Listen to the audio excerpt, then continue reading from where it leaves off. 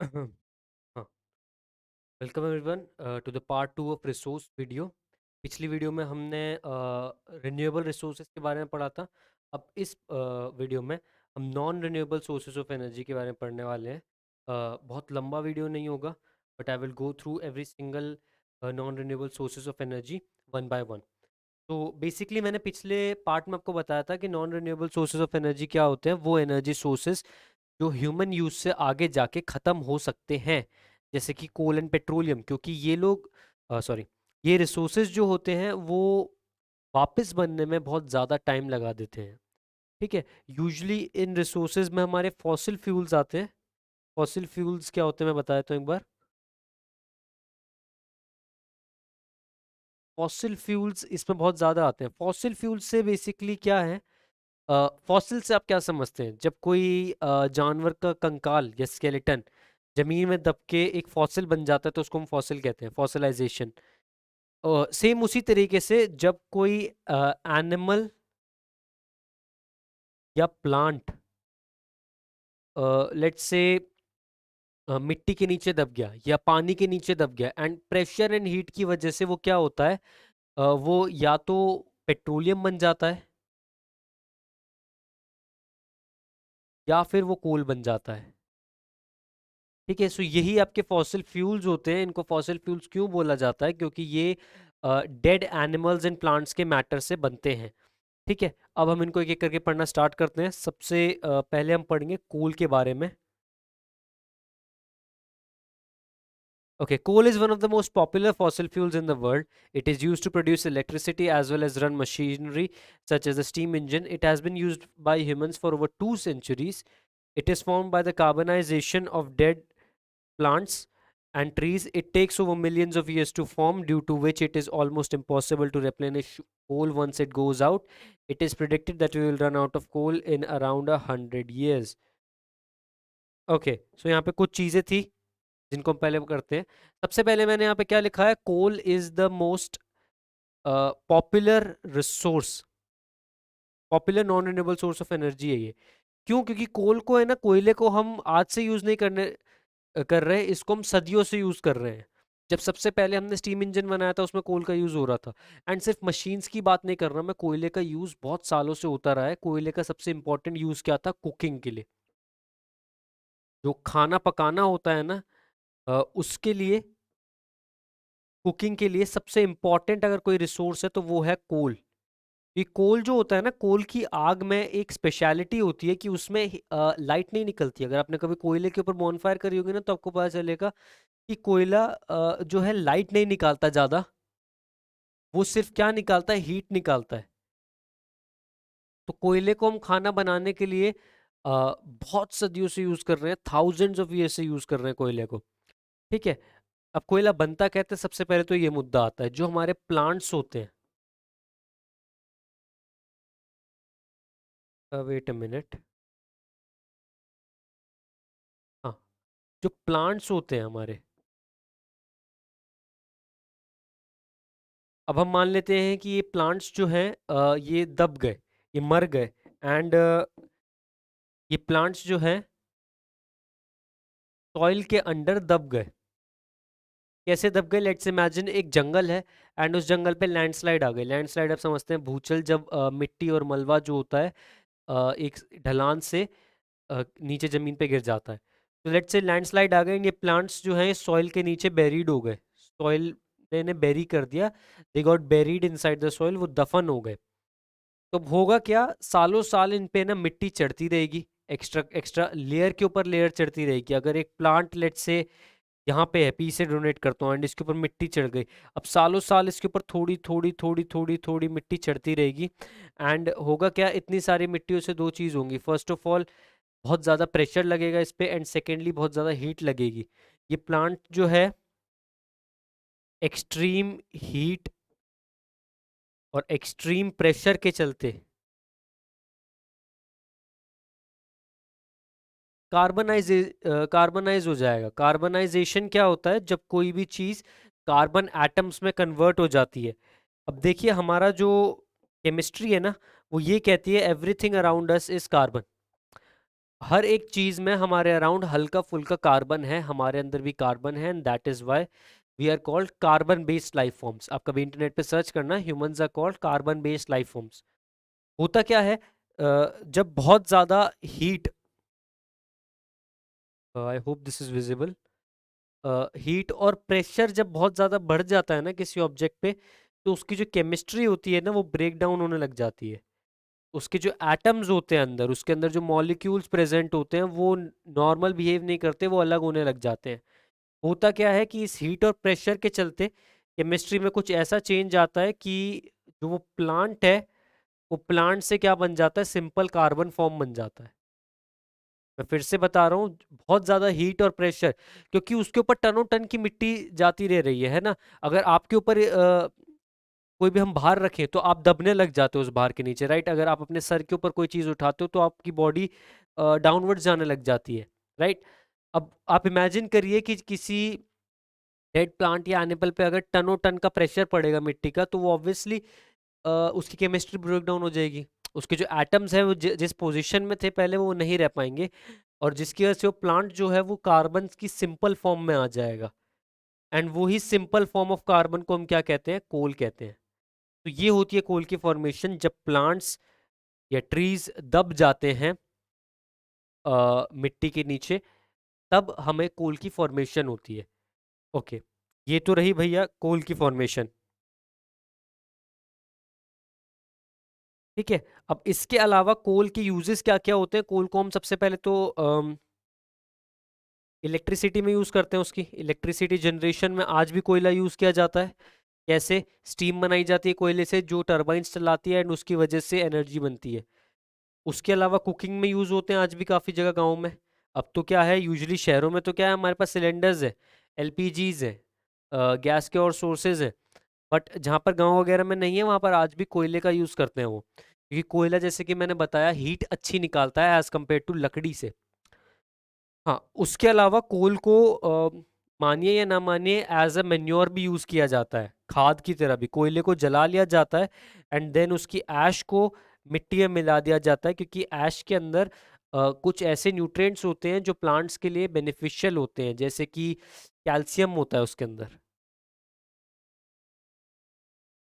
And उसी ऐश का या तो आप मेन्योर बना सकते हो, ऐश क्या होती है, राख, या तो आपने खाद बना दी, मेन्योर, या फिर आप उससे सूप भी बना सकते हो।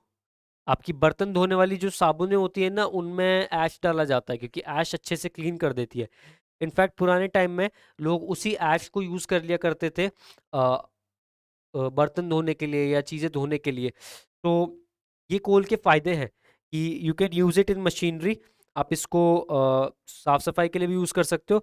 एंड कोल को बहुत टाइम से क्या कहते हैं, ब्रशिंग के लिए भी यूज किया जाता है। चारकोल पाउडर आता है आपका, आपने बहुत बार सुना होगा टूथपेस्ट में।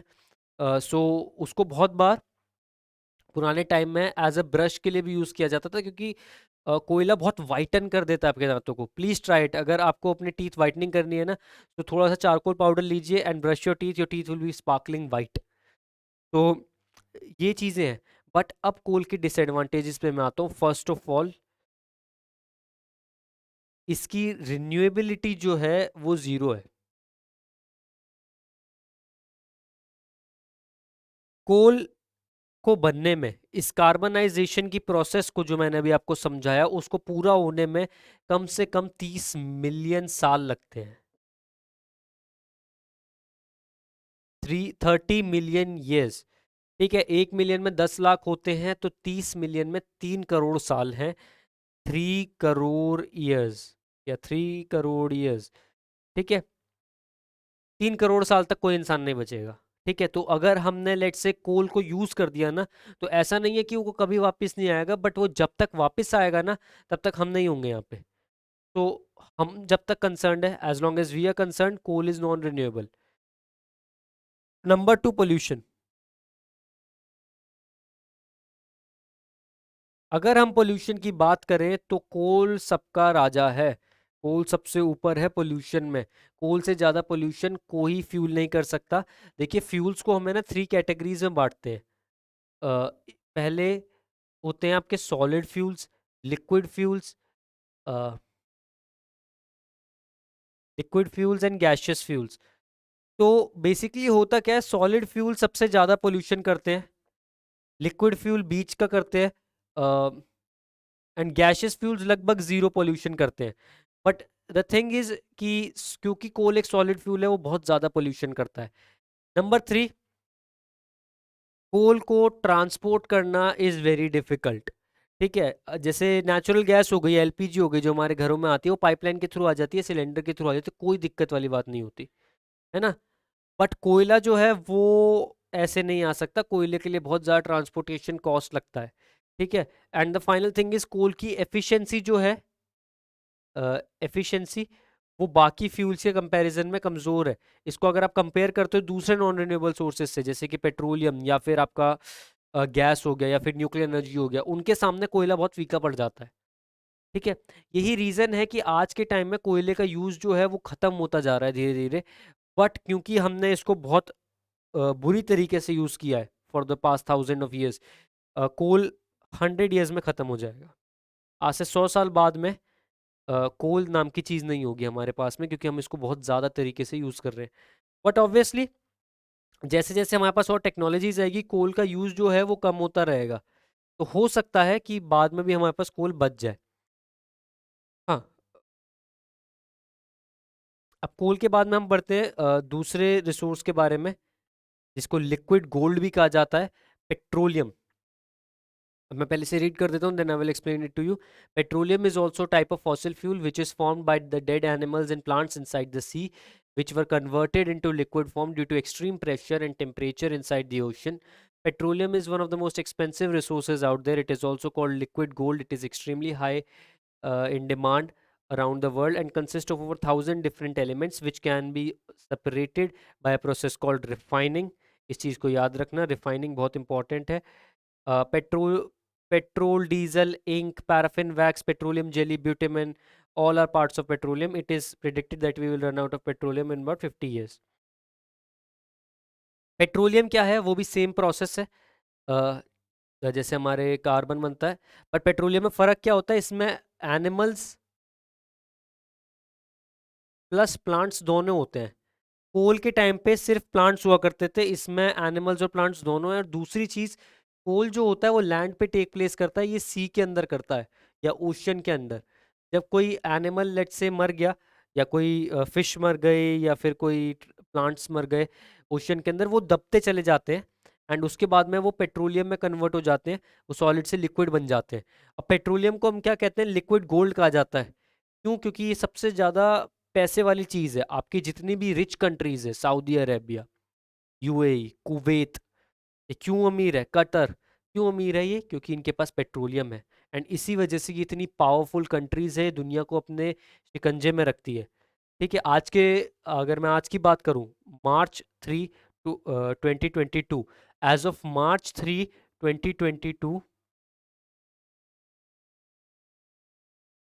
पेट्रोलियम का, कच्चे तेल का प्राइस क्या है? $106 पर बैरल। ऑब्वियसली ये प्राइस इतना हाई इसलिए पहुंच चुका है क्योंकि भी रशिया यूक्रेन की वॉर चल रही है।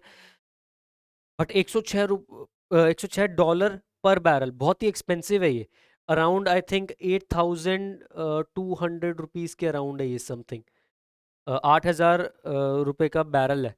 ठीक है, अब पेट्रोलियम क्या है, हम बहुत ज़्यादा यूज़ करते हैं because it is really high in demand. क्योंकि आप इसके कॉन्स्टिट्यूएंट्स देखिए, क्या क्या चीज़ें पेट्रोलियम से मिलती है हमें। अम, पेट्रोल हो गया, डीजल हो गया, इंक हो गई, पैराफिन वैक्स, पेट्रोलियम जेली, ब्यूटिमिन, ये सारी चीज़ें पेट्रोलियम की है। पेट्रोल डीजल हमें गाड़ी में चाहिए, गाड़ियाँ देख रहे हो अब कितनी बढ़ती जा रही हैं लगातार, जैसे जैसे पॉपुलेशन बढ़ेगी गाड़ियाँ बढ़ेंगी। इंक हो गई आपके पेन में जिससे आप लिख रहे हो अभी फिलहाल, वो भी पेट्रोलियम से बनती है। पैराफिन वैक्स आपकी ग्रीस, पेट्रोलियम जेली जो वैसलीन आती है आपकी, वो भी क्या है, पेट्रोलियम का पार्ट है। विटामिन जो आजकल डांबर की तरह यूज करा जाता है रोड्स में, ठीक है, वो भी पेट्रोलियम से ही बनता है। उसके अलावा आपके पेट्रोलियम से एक और चीज निकलती है, केरोसिन ऑयल, मिट्टी का तेल,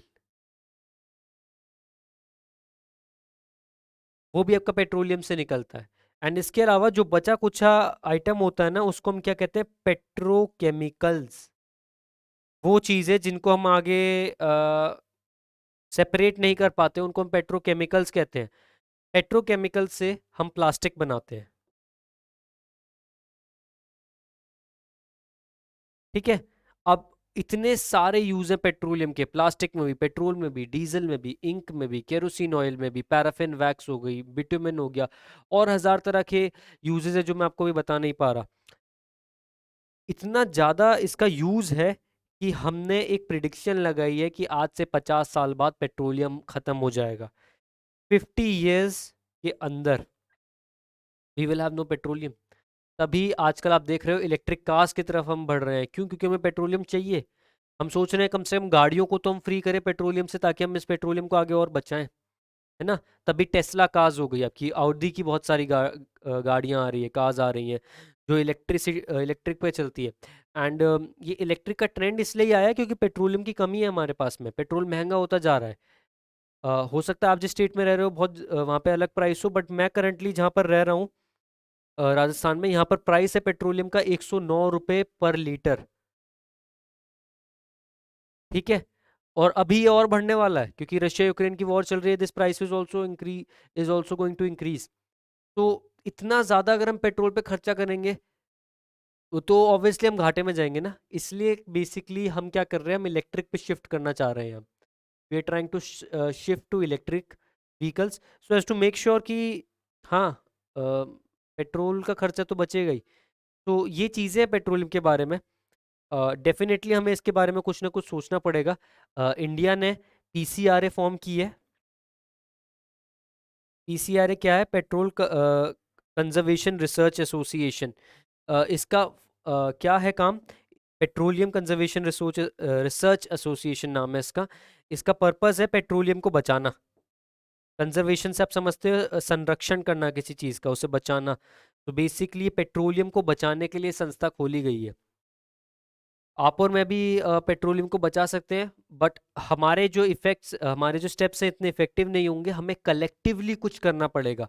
हमें कलेक्टिवली स्टेप्स लेने पड़ेंगे अगर हम पेट्रोलियम को बचाना चाहते हैं, क्योंकि अदरवाइज हमारे आने वाली जनरेशन्स जो है वो पेट्रोलियम को नहीं देख पाएंगी। एंड हो सकता है आगे जाकर हम दूसरी तरह की गाड़ियां चलाने लग जाएं। बट प्रॉब्लम क्या आ जाएगी, पेट्रोलियम का यूज़ सिर्फ गाड़ियों में नहीं होता और बहुत सारी चीज़ों में होता है। तो we have to make sure कि हम पेट्रोलियम को किसी भी तरह करके बचाएं। So this was all about petroleum. I hope this is clear. If there are any doubts regarding petroleum you can ask me in the comments below. Okay. फिर आता है natural gas. Natural gas basically क्या होता है? Petroleum के साथ मिलती है यूजुअली। ठीक है। जैसे अगर आप इमेजिन करिए कि अगर ये एक गड्ढा है एंड ऊपर से ये ढका हुआ है, ये पेट्रोलियम है, तो यहाँ पे नेचुरल गैस के बबल्स मिलेंगे आपको हर जगह। ठीक है। सो एक बार first I will read it then I will explain it. Natural gas is a mixture of gases. It consists mainly of hydrocarbons. The main component of the main component is methane. Natural gas is often found in ground, either alone or together with petroleum. Landfills and natural processes produce a little methane. Usually, it is transported to users in a pipeline. Natural gases then go through multiple processes. Most commonly used natural gases are LPG and CNG. Natural gases क्या हैं? Hydrocarbon से बनती हैं ये। इनका main component होता है methane gas, जो भी हमने बायोगैस से पढ़ा था पिछली वीडियो में। इनके अंदर मेथेन होता है बहुत हाई क्वांटिटी में। तो these are very good for burning. Natural gases के फ़ायदे क्या होते हैं? फर्स्ट ऑफ ऑल आप इनको ईजिली पाइपलाइन के थ्रू पहुंचा सकते हो। तो अगर आपने एक बार पाइपलाइन डेवलप कर दी तो ट्रांसपोर्टेशन का खर्चा नहीं लगेगा इसमें, इधर से उधर जाना है उसी से कोई खर्चा नहीं है यहाँ पे। ठीक है। उसके अलावा क्लीन होती हैं ये, पोल्यूशन नहीं करती, ग्रीन एनर्जी का सोर्स होता है ये बहुत अच्छा। एंड यूजुअली ये क्या होता है, पेट्रोलियम के साथ ही मिलती है, बट कभी कभी ये अलग तरीके से ही मिल सकती है। एंड सबसे ज़्यादा यूज़ होने वाली नेचुरल गैसेस कौन कौन सी है? We have CNG and LPG। Compress natural gas जो कि हमारे व्हीकल्स में यूज़ होती है usually. And liquefied petroleum gas जो हमारे सिलेंडर्स में यूज़ होती है। वैसे आजकल आपके बहुत सारे व्हीकल्स जो हैं वो भी LPG पे चलने लग गए हैं। बट मोस्टली हमारा मुद्दा यही था कि there is compress natural gas and liquefied petroleum gas. Compress natural gas कहते हैं, कंप्रेस मतलब किसी चीज़ को दबा देना। हम गैस को लेते हैं, नेचुरल गैस को, एंड हम उस पर प्रेशर डाल डाल के उसको दबा देते हैं, जिस वजह से वो कंप्रेस्ड नेचुरल गैस बन जाती है। लिक्विफाइड पेट्रोलियम गैस क्या होती है कि हम पेट्रोलियम गैस को रिफाइन करके पेट्रोलियम थोड़ा सा उसमें मिला के उसको लिक्विड शेप में दे देते हैं, तभी वो जो हमारे सिलेंडर्स घर पे आते हैं आप उनको हिलाइए वो ऐसे बचते हैं जैसे कि अम, उसके अंदर पानी हो, राइट, लिक्विड हो। बट जैसे ही ऑक्सीजन की कांटेक्ट में आएगा ना एलपीजी, ऑक्सीजन की कांटेक्ट में आते ही ये उड़ जाएगा या जल जाएगा। तो ये था हमारा सारा का सारा आपके एलपीजी एंड सीएनजी के बारे में। अब मैं एक पिक्चर आपको दिखाना चाहता हूँ जो कि मेरे को काफ़ी इंटरेस्टिंग लगी। This is the picture, I don't know if it's clear और नॉट। ये है दरवाज़ा क्रेटर, दरवाज़ा क्रेटर, जिसको इंग्लिश में हम पिट टू हेल या गेट टू हेल भी बोलते हैं या डोर टू हेल भी कह सकते हो। ये क्या है, एक नेचुरल गैस का गड्ढा है रेगिस्तान में जो पिछले 50 सालों से जलता जा रहा है। पिछले 50 सालों से ये जो है इट इज़ बर्निंग। एंड उसके अलावा ये कौन सी कंट्री में है, ये है तुर्कमेनिस्तान में। तुर्कमेनिस्तान के रेगिस्तान में है ये आपका नेचुरल गैस का क्रेटर। पिछले 50 ईयर्स से इट इज कॉन्स्टेंटली बर्निंग। आप इसकी क्लियर पिक्चर देख सकते हो, इसकी वीडियोस देख सकते हो। And now days it has become a very important tourist site. लोग इसको देखने आते हैं कि भाई इधर है क्या। पुराने टाइम में ये बोला जाता था कि ये नरक का रास्ता है, क्योंकि हमारे जितने भी रिलीजन्स होते हैं वहाँ पे क्या माना जाता है कि जो हेल है, नरक है, वहाँ पर हर जगह आग ही आग है एंड वहाँ पे जला के आपके पकोड़े बनाए जाते हैं वगैरह वगैरह। सो ऐसा कुछ नहीं है, it is just full of methane. इसके अंदर मेथेन बहुत ज़्यादा है, और यहाँ पे लिख देता हूँ, it has a lot of methane inside is, तो जिसकी वजह से कंटिन्यूसली बर्न कर रहा है for the last 50 years. Okay, so next आते हैं हम न्यूक्लियर एनर्जी पे, जो कि हमारा final source of non renewable energy है। हाँ, मैं इसे रीड कर देता हूँ, then I explain it. Nuclear energy is one of the latest forms of non-renewable energy. Though nuclear energy in itself is renewable source of energy and it will never exhaust itself, however, the tools and the compounds needed to produce nuclear energy are limited in nature. Nuclear energy is one of the most powerful sources of energy available to us. It can produce much more energy when compared to other sources. However, the risky nature of nuclear energy along with high cost makes it a complicated solution. Nuclear energy basically क्या होती है, इसमें हम nuclear fission करते हैं। Nuclear fission थोड़ा सा complicated है, एक बार ध्यान देना इस पे थोड़ा सा। न्यूक्लियर फिजन का क्या मतलब होता है कि हम एटम्स जो होते हैं ना, लेट्स से हाइड्रोजन एटम है, इसको हम स्प्लिट करके दो टुकड़ों में बांट देते हैं। तो जो ये स्प्लिट होता है ना, इसको हम कहते हैं फिजन। ठीक है, फिजन मतलब जब एक चीज एक से ज्यादा चीजों में कन्वर्ट हो जाती है उसको हम फिजन कहते हैं। अब इस फिजन में ना tremendous amount of energy release होती है, बहुत ज्यादा एनर्जी रिलीज होती है इस फिजन के अंदर, जिस वजह से हम छोटे से छोटे न्यूक्लियर पावर प्लांट में इतनी ज़्यादा एनर्जी प्रोड्यूस कर सकते हैं जो एक कोल पावर प्लांट या पेट्रोलियम पावर प्लांट अपनी पूरी लाइफ टाइम में नहीं कर पाएगा। That is one thing, but problem क्या है, ये हाइड्रोजन एलिमेंट्स तो जो हैं अनलिमिटेड है नेचर में। हाइड्रोजन एलिमेंट्स जो है अनलिमिटेड है, इनकी कोई काउंटिंग नहीं है। Hydrogen is the most abundant element in the entire universe. 99% universe का जो एलिमेंट है वो हाइड्रोजन ही है। बट प्रॉब्लम क्या आ जाती है, जो हमें टूल्स चाहिए ना इसको फिजन को करने के लिए, नेमली यूरेनियम। ठीक है, यूरेनियम नहीं यूज करना तो प्लूटोनियम यूज करना पड़ेगा। ये सारी चीजें जो हैं ये बहुत लिमिटेड है नेचर में। Uranium is very rare and very expensive. उसी वजह से ना न्यूक्लियर पावर प्लांट जो है वो एक non renewable source of energy है, क्योंकि ये हाइड्रोजन तो वापस आता रहेगा, ये हाइड्रोजन, बट एक बार अगर ये यूरेनियम खत्म हो गया ना तो वो वापस नहीं आ पाएगा। That is the problem with nuclear energy. Second problem क्या है कि even though it produces a lot of energy, nuclear energy जो है बहुत ज़्यादा एनर्जी प्रोड्यूस करती है, इसकी मेन प्रॉब्लम क्या है, first of all it is expensive. अगर किसी का देश गरीब है कोई अफ्रीका की कंट्री है तो ऑब्वियसली उसके लिए तो न्यूक्लियर एनर्जी एक सपना ही है, क्योंकि it is quite expensive. Uranium बहुत ज़्यादा एक्सपेंसिव होता है एंड एक प्रॉपर आपको पावर प्लांट सेटअप करना पड़ेगा जो टेक्नोलॉजी मांगता है, जो स्किल्ड लेबर मांगता है एंड बिलियंस ऑफ डॉलर्स की इन्वेस्टमेंट चाहिए इसमें आपको। तो फर्स्ट ऑफ ऑल एक्सपेंसिव है। सेकंड, आपको लेबर चाहिए इसके लिए स्किल्ड।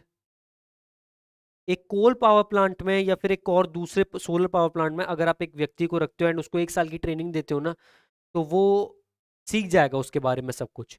ठीक है।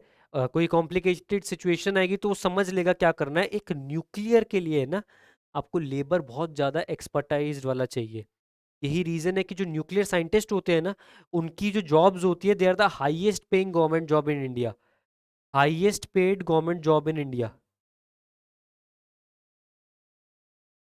प्रेसिडेंट वगैरह के बाद में सबसे ज़्यादा जॉब के अगर कोई पैसे मिलते हैं तो वो न्यूक्लियर साइंटिस्ट वालों को मिलते हैं, क्योंकि इसके लिए एक तो आपको जीनियस होना जरूरी है एंड सेकंड बहुत ज़्यादा रिस्क है। आप मानेंगे नहीं कि जो जैनिटर्स होते हैं, क्लीनर्स, सफाई कर्मचारी, वो भी जो न्यूक्लियर पावर प्लांट के होते हैं ना, उनको भी स्पेशल ट्रेनिंग दी जाती है, स्पेशल पढ़ाई करनी पड़ती है, वो भी बहुत अच्छे ग्रेजुएट्स होते हैं। क्योंकि लेट से आपके न्यूक्लियर पावर प्लांट में एक रीडिंग आ गई कि रेडिएशन जो है वो बढ़ चुकी है, तो अब जैनिटर को कुछ स्पेशली का ऐसा करना पड़ेगा कि वो रेडिएशन को कंट्रोल कर सके। उसको कौन सी चीज़ से साफ करनी पड़ेगी वो ग्राउंड, ताकि रेडिएशन कम से कम आए, ये सारी चीज़ें उसे पता होनी चाहिए। तो दो प्रॉब्लम्स है इसके हाथ में, एक्सपेंसिव है और दूसरा जो लेबर इसमें काम करेगी वो बहुत ज़्यादा स्किल्ड होनी चाहिए। एक जैनिटर को भी है ना कम से कम मास्टर्स तक की पढ़ाई करनी चाहिए। दूसरी जॉब्स में जैनिटर्स को कोई पढ़ाई करने की जरूरत ही नहीं होती। एंड फाइनली जो इसमें प्रॉब्लम आती है एक्सपेंसिव और लेबर होने के बाद में, रिस्की बहुत है भैया ये। एक कोल पावर प्लांट में ब्लास्ट हो गया तो क्या होगा, काफी सारे लोगों की जान जाएगी, बहुत बुरा हादसा होगा। एक न्यूक्लियर पावर प्लांट में अगर ब्लास्ट हो गया ना तो पूरा देश जा सकता है रेडिएशन की वजह से। 2 बार ऐसे ब्लास्ट हो भी रखे हैं। 1986 में हुआ था चेरनोबिल में। चेरनोबिल आज कहाँ पर है, यूक्रेन में है। एंड उस टाइम में यूएसएसआर का हिस्सा था चेरनोबिल। यूएसएसआर का हिस्सा था चेरनोबिल। 1986 में ब्लास्ट हो गया था चेरनोबिल में, मॉडर्न डे यूक्रेन में है आज वो। एंड आज तक चेरनोबिल जो है वो बंद है। ठीक है। और दूसरी बार ये हुआ था 2011 में, जापान में। जापान में कहाँ पर, फुकुशिमा में। फुकुशिमा में। एंड आज तक, आज 11 साल बाद भी फुकुशिमा जो है वो बिल्कुल बंद है। डेड जोन है, वहां पर आप जा नहीं सकते, वहां पे एंट्री अलाउड नहीं है। तो ये प्रॉब्लम्स है न्यूक्लियर एनर्जी के साथ में। फर्स्ट ऑफ ऑल एक्सपेंसिव है बहुत ज़्यादा, इतनी ज़्यादा एक्सपेंसिव है। एंड सेकेंडली आपको जो लेबर चाहिए वो एकदम प्रॉपर स्किल्ड चाहिए। एंड फाइनली रिस्की है। ठीक है। काफ़ी लोगों की जान जा सकती है। चेरनोबिल में एस्टिमेट, जो चेरनोबिल हादसा हुआ था ना, उसके ऊपर एक सीरीज भी बन रखी है, आप देख सकते हो। चेरनोबिल के हादसे में 30,000 से ज़्यादा लोगों की जान चली गई थी। और एक 10 लाख के आसपास, 10 लाख लोगों को कैंसर हो गया था रेडिएशंस के चलते। तो इसी रीजंस की वजह से न्यूक्लियर पावर प्लांट जो है एक बहुत रिस्की बिजनेस है। ठीक है। जिसमें एक कंट्री तब तक नहीं जाती जब तक वो अपने बारे में श्योर नहीं होती। एंड फाइनली न्यूक्लियर एनर्जी का एक और डिसएडवांटेज है कि बहुत डिस्ट्रक्टिव है, कि अगर ये गलत हाथों में पड़ गई तो फिर जो होने वाला है उसके लिए हमें कोई भी तैयार नहीं कर पाएगा, है ना। आप एटम बॉम्ब्स, न्यूक्लियर बॉम्ब्स के बारे में जानते ही होंगे। They are very powerful, they can destroy humanity in seconds, इंसानों को चुटकियों में ख़त्म कर सकती है। तो ये सारी चीज़ों की वजह से आई थिंक कि nuclear energy is double edge swords, दो मुही तलवार है, किसी भी एंगल से पकड़ो आपको चोट ज़रूर लगेगी। तो ये चीज़ें थी न्यूक्लियर पावर प्लांट के बारे में। एक पिक्चर है वो दिखा देता हूँ, ऐसे आपने देख ही रखा होगा न्यूक्लियर पावर प्लांट किस तरीके से दिखता है। ये है एक न्यूक्लियर पावर प्लांट की फ़ोटो। ठीक है। तो ये प्लांट है पूरा। जैसे कि आप देख सकते हैं ये प्लांट जो है काफ़ी दूर होता है रिहाइश से। जो यहाँ पे आपको छोटी छोटी ये बिल्डिंग्स दिख रही है ना, ये भी न्यूक्लियर पावर प्लांट वालों की है, ताकि उनके एम्प्लॉयज़ यहाँ पे आसपास रह सके। ठीक है। एंड ये एक आपका गैशियस वो है, स्टीम है जो निकाली जा रही है। एडवांटेजेस क्या क्या हैं? एनर्जी बहुत ज़्यादा प्रोड्यूस कर सकता है। अगर एक बार हमने न्यूक्लियर एनर्जी को ढंग से यूज़ करना स्टार्ट कर दिया तो इलेक्ट्रिसिटी हो सकता है फ्री भी हो जाए आने वाले 50 सालों में। बट फिलहाल बहुत ज़्यादा इन्वेस्टमेंट है, बहुत ज़्यादा रिस्की है, जिसकी वजह से बहुत सारी कंट्रीज इससे दूर ही रहना चाहती हैं। So that concludes our non-renewable sources of energy. I hope you enjoyed the video. I hope you learned something from it. आपको कोई भी डाउट हो तो please put them down in the comments below. शर्माना मत, and like the video and subscribe the channel. I will see you in the next video. Thank you everyone.